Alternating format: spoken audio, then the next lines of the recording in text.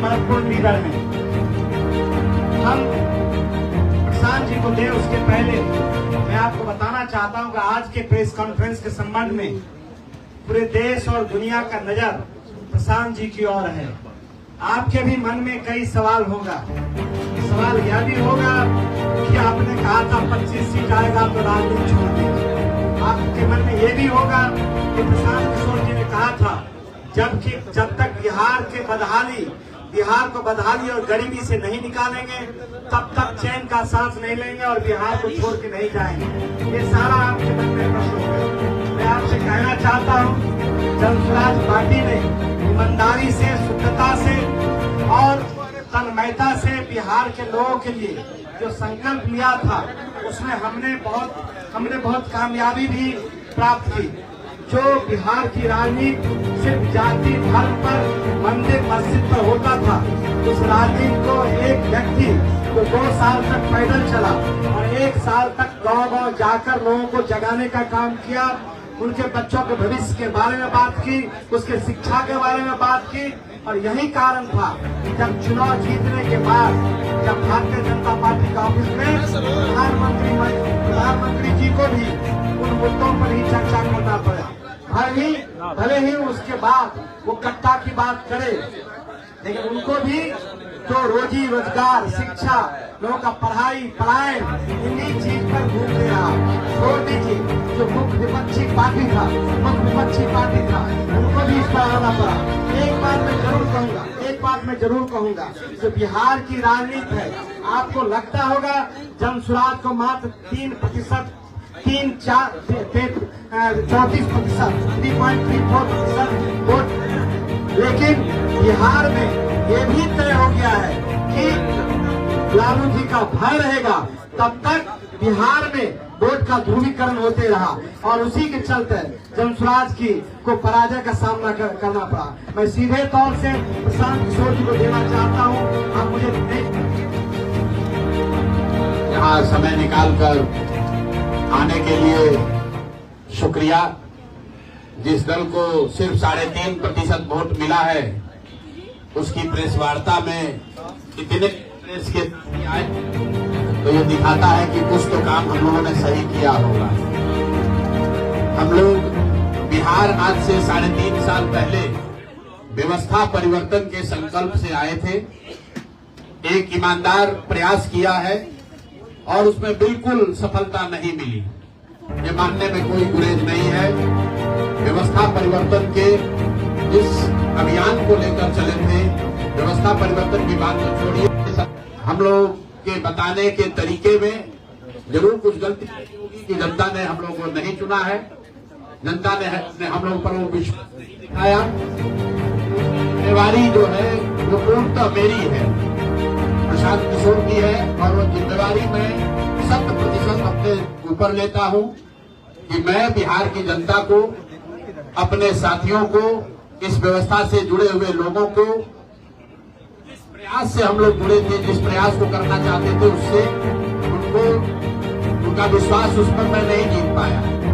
हम लोग सामूहिक तौर पर हारे हैं और आत्मचिंतन का समय है। हम लोग भी चिंतन करेंगे। जो लोग जीत कर आए हैं उनको खूब बधाई। जनता ने अपने लिए अपना रास्ता चुना है, अपने लिए सरकार चुन ली है।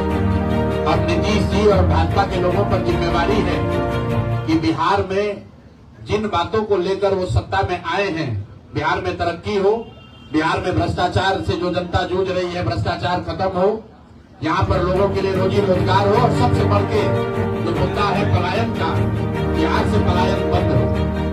हम लोगों से जो गलती हुई है, जिन लोगों ने जनसुराज के विचार पर इस सोच से इस प्रयास से जुड़कर एक सपना देखा था, एक उनकी सोच बनी थी, उनकी आशा की किरण जगी थी कि बिहार में एक नई व्यवस्था बनाई जा सकती है, उनके आशाओं पर, अपेक्षाओं पर, उनके सपनों पर खरा नहीं उतरने के लिए जो दोष है वो मेरा है। इसलिए मैं आपसे विनम्रता से आपसे माफी मांगता हूं कि मैं आपके सपनों के अनुसार, आपके सोच के अनुसार वो व्यवस्था बनाने में नाकामयाब रहा हूं। और प्रायश्चित के तौर पर मैं आज से 2 दिन के बाद 20 तारीख को गांधी भितिहरवा आश्रम में जो रास्ता गांधी जी ने बताया है, मैं अपने लोगों को, बिहार के लोगों को ये नहीं समझा पाया कि किस बात पर उनको वोट देना चाहिए, क्यों उनको नई व्यवस्था बनानी चाहिए। तो प्रायश्चित के तौर पर मैं अपने से भितिहरवा आश्रम में एक दिन का उपवास, मौन उपवास, जो भी जन स्वराज के साथी हैं वो जहां पर है वहां अगर वो समझते हैं कि हम लोग के प्रयास में, सोच में जो कमी रह गई उसको सुधार के लिए प्रायश्चित के तौर पर हम लोग एक दिन का सामूहिक उपवास रखेंगे। मैं खुद भितिहरवा, गांधी आश्रम भितिहरवा में रहूंगा, 24 घंटे का एक उपवास रखेंगे। गलती हम लोगों से हुई होगी, कभी नहीं, लेकिन हम लोगों ने कोई गुनाह नहीं किया। गलती, वोट नहीं मिलना गुनाह नहीं है। बिहार की जनता के सामने अपने साथियों के साथ बिल्कुल सर उठा के ये कह सकता हूं कि हम लोगों ने गुनाह नहीं किया। बिहार में पिछले 30 साल से वो पैसा देकर उनका वोट खरीदने का गुनाह नहीं किया। जिन लोगों ने ये गुनाह किया होगा, अगर वो आज जीत भी गए हैं तो उनको उसका हिसाब देना ही पड़ेगा। वो आज दे या कल दे, वो होगा ही होगा। मैं पिछले 2.5-3 सालों में अपने वक्तव्यों में अक्सर महाभारत के चक्रव्यूह की, अभिमन्यु के वध की कहानी सुनाता रहा। इस धर्म युद्ध की बात हम लोग करते हैं, पांडवों के साथ स्वयं भगवान थे, स्वयं भगवान कृष्ण थे, फिर भी अभिमन्यु को घेर कर छल से मार दिया गया। लेकिन उसके आगे की भी एक कथा भी है कि अभिमन्यु को मार दिया गया, लेकिन उससे महाभारत नहीं जीता गया। महाभारत जीता तो अंत में वही जो सही रास्ते पर था, जो धर्म के साथ था। तो आप निश्चित जानिए कि जीत तो जन स्वराज की ही होगी। आज जरूर धक्का लगा है और उसके लिए जो कुछ भी कमी है उसको सुधारा जाएगा और उतनी ही ताकत से फिर खड़े होंगे। अगर आप ये सोच रहे हैं कि मैं बिहार छोड़ दूंगा, तो आपका ये भ्रम है। अंग्रेजी में एक फ्रेज है, you are not defeated till you quit. जब तक आप छोड़ेंगे नहीं तब तक आप हार नहीं सकते हैं। तो प्रशांत किशोर की और जन स्वराज में मेरे साथ जुड़े हुए साथियों की बिहार सुधारने की जो जिद है, उस जिद के सामने दूसरा कुछ भी इस जीवन में नहीं है। उस जिद से पीछे हटने वाले नहीं है। पूरी ताकत से, पूरी ईमानदारी से लोग कह रहे हैं कि मैंने 3-3.5 साल में बहुत मेहनत किया है। तो जितनी मेहनत करते हुए आपने मुझे 3 साल में देखा है, उससे दुगनी मेहनत करेंगे और पूरी ताकत से लगेंगे। पीछे हटने का सवाल नहीं है। जब तक बिहार को सुधारने के अपने संकल्प को पूरा न कर लें, तब तक पीछे हटने का कोई सवाल ही नहीं है।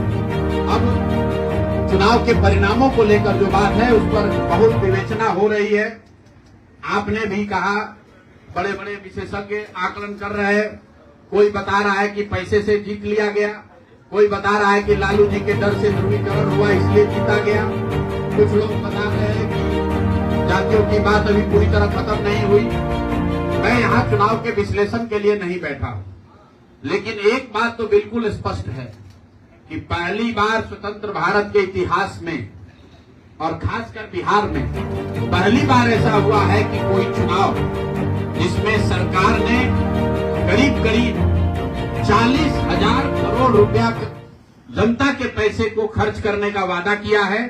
और मुझे लगता है कि वही एक कारण है जिसकी वजह से एनडीए को इतना बड़ा बहुमत मिला। मैं सिर्फ आपके ध्यान में लाना चाहता हूं कि 10,000 रुपए की बड़ी चर्चा हो रही है। लोग बता रहे हैं कि 10,000 पर लोगों ने वोट बेच दिया। बिल्कुल नहीं है, ये बात सही नहीं है। मेरा आज भी ये यकीन है कि 10,000 रुपए के लिए बिहार के लोग अपना वोट, अपना बच्चों का भविष्य नहीं बेचेंगे। अगर 10,000 रुपए को आप जोड़िएगा तो प्रतिदिन 5.5 रुपया हुआ। 5.5 रुपए में कौन अपना वोट बेचेगा? लोगों ने 10,000 रुपए के लिए सिर्फ वोट नहीं बेचा है। आपको देखने, जानने, समझने की जरूरत है। और इस पर ये बहस भी हो रहा है। सत्ता में जो लोग आए हैं वो कह रहे भैया हम तो सरकारी योजना चला रहे थे। जो विपक्ष में है वो कह रहा हम योजना नहीं चला रहे थे, आप पैसा देके वोट खरीद रहे हैं। इसका कोई अंत नहीं है, इस बहस का कोई अंत नहीं है। चुनाव आयोग पर लोग टीका टिप्पणी कर रहे हैं, वो चुनाव आयोग का विषय है। बिहार के बेटा होने के नाते, बिहार के नागरिक होने के नाते मेरा बस एक ही प्रश्न है। हर विधानसभा क्षेत्र में 60 से 62,000 लोगों को कम से कम 10,000 रुपया सीधे तौर पर सरकार ने दिया है। सिर्फ 10,000 रुपया नहीं दिया, ये कहा कि आपको स्वरोजगार के लिए 2 लाख रुपया दिया जाएगा और उसकी पहली किस्त के तौर पर, बयाना के तौर पर 10,000 रुपया उसको दिया गया और पूरा सरकारी तंत्र लगाया गया लोगों को ये बताने के लिए कि अगर आप एनडीए को वोट देते हैं तो आपको 10,000 रुपए के साथ साथ आने वाले 6 महीनों में 2 लाख रुपए तक की सहायता मिलेगी। इसको करने के लिए पूरा सरकारी तंत्र लगा। जीविका की दीदियों को बैठाया गया, जितने यहाँ पर आशा आंगनबाड़ी सेविकाएं हैं उनकी सैलरी, उनका मानदेय बढ़ाकर उनको जोड़ा गया। लोग कह रहे हैं भैया काडर कहाँ है? मेरे भाई 2 लाख लोगों को, आप ध्यान रखिए, सिर्फ 10,000 रुपए लोगों को नहीं दिया गया है।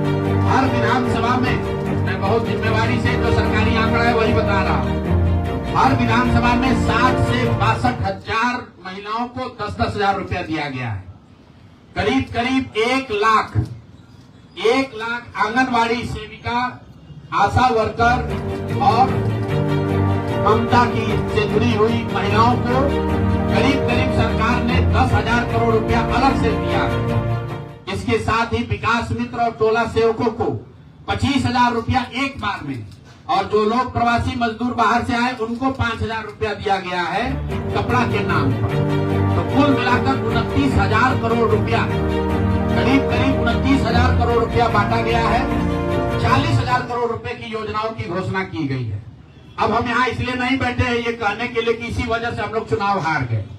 मेरा अब सीधा सरकार से एक आग्रह है कि आपने 2 लाख रुपए देने का वादा किया है, जनता ने आपको मत दे दिया, अब आप सत्ता में बैठे हैं तो कृपा करके जो 1.5 करोड़ महिलाएं हैं जिनको आपने 10,000 रुपया दिया है, उन सभी महिलाओं को अगले 6 महीने में 2 लाख रुपए तक देने की व्यवस्था कीजिए, क्योंकि अगर वो हो जाएगा तो बिहार से बेरोजगारी दूर हो जाएगी, बिहार से पलायन बंद हो जाएगा। और अगर आपने ये नहीं किया तो ये बिल्कुल स्पष्ट हो जाएगा कि आपने ये 10,000 रुपया किसी योजना के तहत नहीं दिया था, सिर्फ और सिर्फ वोट खरीदने के लिए दिया था। तो वोट खरीदने के लिए पैसा दिया गया है कि किसी योजना के तहत पैसा दिया गया है, सरकारी योजना के तहत। इसका प्रमाण इस बात पर है कि आने वाले 6 महीने में सरकार ने स्वरोजगार के नाम पर जो पैसा जारी किया है, उस क्षेत्र में और पैसा और मदद जारी की जाती है या नहीं की जाती है। हम लोग एक भी विधायक न जीते कोई बात नहीं, जन सुराज। और कई लोगों का सवाल है नीतीश कुमार को 25 सीट आने की बात, तो मैं आपके सामने घोषणा कर रहा हूं कि जो 25 सीट हमने बात कही थी उस पर बिल्कुल कायम है। अगर नीतीश कुमार ने, उनकी सरकार ने ये वोट खरीदा नहीं है, इनको 2-2 लाख रुपए दे दे, मैं बिल्कुल राजनीति से संन्यास ले लूंगा, उसमें कहीं कोई दिक्कत नहीं है, कहीं कोई दिक्कत नहीं। बिहार के 1.5 करोड़ लोगों को 2-2 लाख रुपया नीतीश कुमार दिलवा दे, मैं मान लूंगा कि हमारे आकलन में गलती थी, हमारी गलती थी।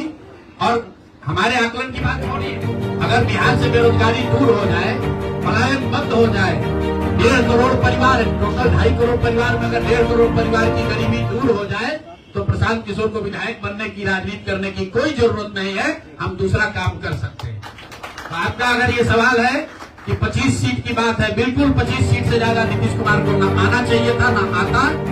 एक ही फैक्टर है, ये पैसा बांट कर जो वोट आपने खरीदा है, खरीदने का आप पर इल्जाम है। तो इसको आप इतने 20 साल से आप मुख्यमंत्री हैं, तो आप इस इल्जाम को धो दीजिए। अगले 6 महीने में 1.5 करोड़ लोगों को, 1.5 करोड़ परिवार को स्वरोजगार की व्यवस्था कर दीजिए। और अगर नहीं कीजिएगा तो हम लोग यहीं पर हैं। मैं आपके सामने एक नंबर जारी कर रहा हूं, मेरा अपना व्यक्तिगत ऑफिस का 91-216 जितने लोग हैं जिनको भी 10,000 रुपया का बयाना नीतीश कुमार सरकार ने, अधिकारियों ने जीविका की दीदियों के माध्यम से दिया है, इस आश्वासन के साथ कि अगर आप नीतीश कुमार को, एनडीए को वोट देंगे तो आपको 2 लाख रुपया 6 महीना में मिलेगा।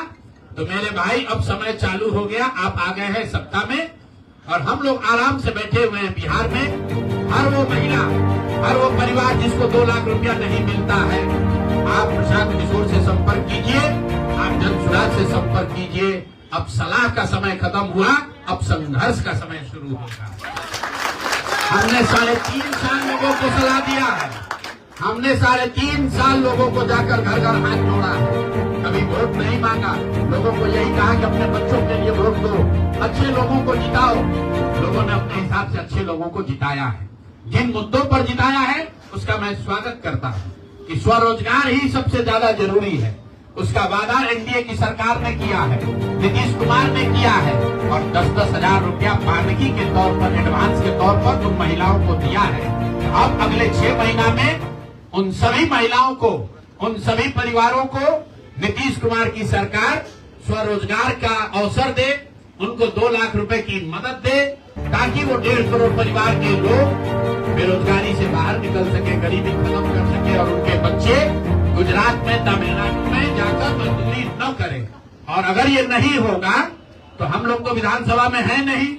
जनता ने जो आदेश दिया है कि गांव-गांव घूमिए और लोगों की मदद कीजिए, तो जिनको भैया ये 2 लाख न मिले वो प्रशांत किशोर के पास चले आइए, जन सुराज के साथियों के पास आइए, आपकी आवाज बनकर, आपके साथ खड़े होकर ब्लॉक, पंचायत, डिस्ट्रिक्ट के ऑफिसेज में, सरकारी दफ्तरों में हम लोग चलेंगे। जरूरत पड़ेगा नीतीश कुमार के पास चलेंगे, क्योंकि उन्होंने कहा है कि 10,000 रुपया बयाना ले लीजिए, जब मैं जीत कर आऊंगा तो 2-2 लाख रुपए दूंगा, ताकि सब लोग अपने पैर पर खड़े हो जाएंगे। तो जन सुराज के लोग अब ब्लॉक में, और जिन लोगों ने, आपने सुना होगा सहारा में लोगों को कहा गया पैसा डबल हो जाएगा, सहारा के जिन लोगों ने एजेंट बनकर, समाज के कई लोगों ने सहारा में पैसा जमा कराया, सहारा वाले भाग गए तो लोग एजेंट को खोज रहे हैं। तो जो सरकारी अफसर नेतागिरी कर जिन लोगों ने किया है, सरकार की ओर से आश्वासन दिया है कि हम लोग आपको रोजगार देंगे, 2 लाख रुपया देंगे, जो जिन जीविका की दीदियों ने एक महिला को जाकर समझाया है, बूथ पर बैठकर वोट दिलवाया है, सिंबल सिखाया है, क्रमांक संख्या बताया है, तो जीविका की दीदियों की जिम्मेवारी है कि जिनको आपने ये काम कराया है, जिनके बच्चों का भविष्य आपने 10,000 रुपया में आपने सौदा कराया है, उनको पैसा मिले। और अगर वो 2 लाख रुपया नहीं मिलेगा तो 6 महीने का समय है, 6 महीने के बाद हर वो व्यक्ति जिसको पैसा नहीं मिले उसके लिए जन सुराज का, प्रशांत किशोर का दरवाजा खुला हुआ है।